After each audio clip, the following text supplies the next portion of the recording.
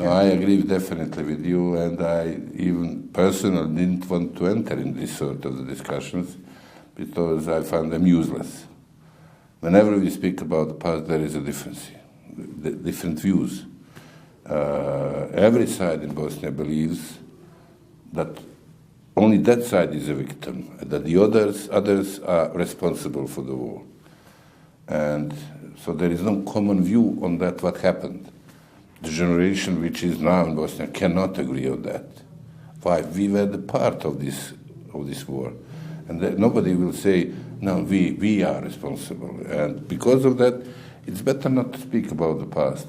And whenever I, like a politician, I'm trying to say something, whenever it's about the past, I'm trying to bypass that, not to speak about the past, but just to speak about the future, just to speak about the issues where we can agree.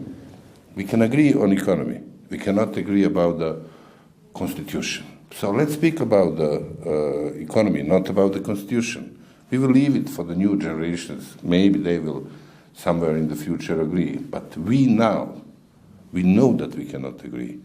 So if you are oriented to the future, you will speak about the issues where you can agree. And I personally believe that Bosnia can function under the few conditions. One condition is to be a part of the European Union. Then we will accept the rules which were developed by some other sides. And second, if we have leaders who are ready for the compromises. So if you want to compromise, you have not to open the issues where you know that the other side will have a problem with that. And this is the basic precondition to function. And speaking about Russia again, I don't think that Russia has some specific goals. Russia is more active than before in Bosnia, that's for sure, but they will never say anything which is against the Dayton Agreement. So they will say, yes, Republika Srpska has a right to exist, and we will support that, but yes, Bosnia has to stay united, common, so no problems with that. And they shown that, especially with their intention to pay the debt from the Soviet time in cash, which is only for Bosnia. In all former Yugoslav republics, it was always through the exchange of the goods. First, relations are really good. There is no one problem. But the level of the economic trade is very low. 100 million euros. Something like that, a little bit more than that, but so it's not. What is the reason? Not the mentality. The reason is the fact that from Sarajevo, if you want to travel by car to Sofia, you need at least, 8 to 9 hours, not because of the distance, but because of the bad infrastructure. So one of the preconditions is this better connectivity. If you want to fly from Sarajevo to Sofia, you have to go to Vienna first and then from Vienna to Sofia. So this is also a part of the problem.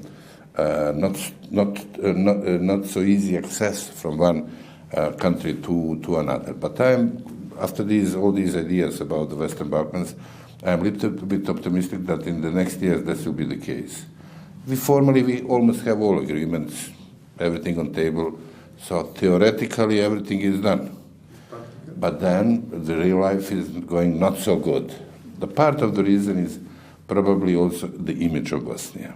That we have to work on that, exactly that, because whenever I speak with some of the colleagues who are not so much informed about the situation, typically when you say Bosnia, this is the chaos, the killings, so the image is a negative, and then investments in that case are not so.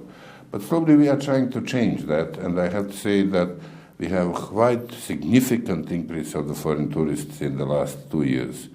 It's amazing how big increase it is.